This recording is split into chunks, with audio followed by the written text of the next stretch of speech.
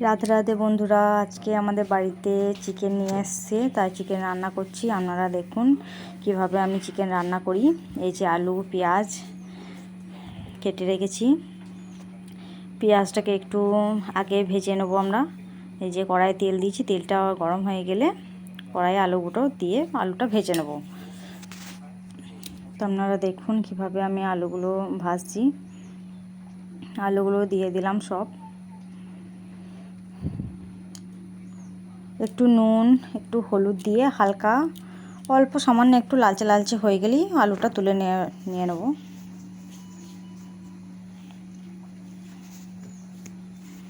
এই যে হলুদ সামান্য নুন একটু দিয়েছি, একটু নাড়াচাড়া করে রাখবো। ঢাকা দেবেন, তাহলে আলুটা একটু সেদ্ধ হয়ে যাবে, ভাজা হয়ে যাবে।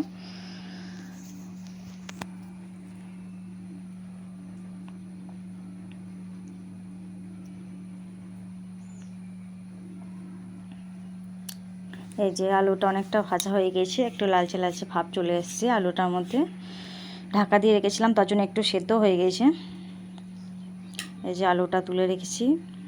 এবার সামান্য কড়াইয়ে একটু তেল দিয়ে পেঁয়াজটা দিলাম। পেঁয়াজটা একটু লালচে লালচে ভাজা ভাজা করে নেব।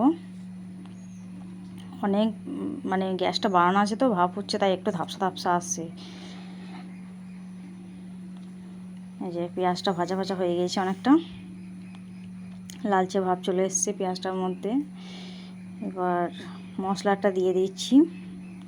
এটা জিরে আদা রসুন গোলমরিচ দিয়ে শিলে বাটা হয়েছে মশলাটা। এই যে তারপরে হলুদ নুন দিয়ে দিচ্ছি, সমস্ত কিছু দিয়ে যে সামান্য একটু জল দিচ্ছি যাতে মশলাটা কড়াইয়ের মধ্যে লেগে না যায়। এই যে একটু নাড়াচাড়া করব। মশলাটা একটু ভাজা ভাজা করতে হবে, ভাজা ভাজা করলে কালারটা ভালো আসবে। মশলাটা ভাজলে মশলার গন্ধটাও আসবে না, যাতে কাঁচা কাঁচা ভাবটা না লাগে, তার জন্য মশলাটাকে ভেজে নিচ্ছি। মশলা যখন তেল ছেড়ে দেবে তখন আপনারা মাংসটা দিয়ে দেবেন।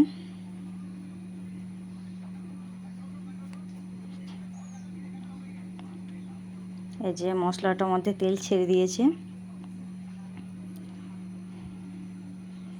দেখুন আপনারা অনেকটা মশলাটা ভাজা হয়ে গেছে, লালচে ভাব চলে এসছে মশলাটা।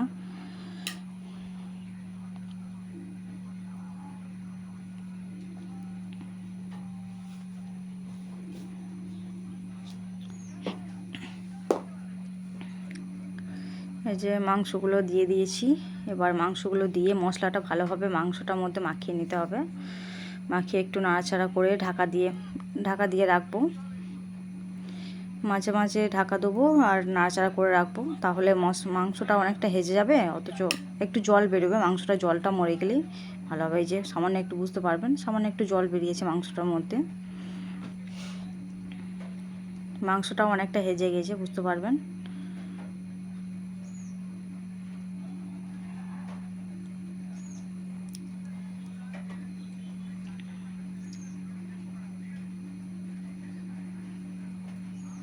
যে এবার আলুগুলো ভেজে রেখেছিলাম সেই আলুগুলো দিয়ে দিচ্ছি।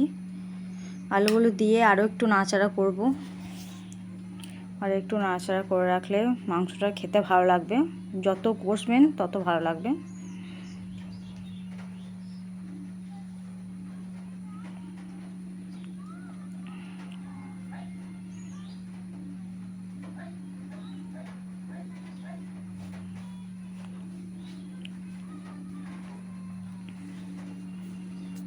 যে ভালোভাবে আমি কষে নিচ্ছি মাংসটাকে।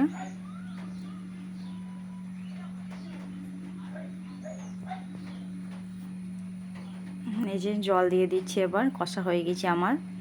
জল দিয়ে ঢাকা দিয়ে রেখে দেবো মাংসটা আলুটা একটু সেদ্ধ হওয়ার জন্য। খুব বেশিক্ষণ লাগবে না, পোলট্রির মাংস কিছুক্ষণের মধ্যেই সেদ্ধ হয়ে যাবে।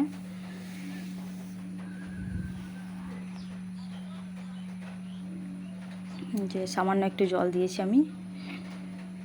দেখুন কালারটা এখনই খুব সুন্দর লাগছে। এই যে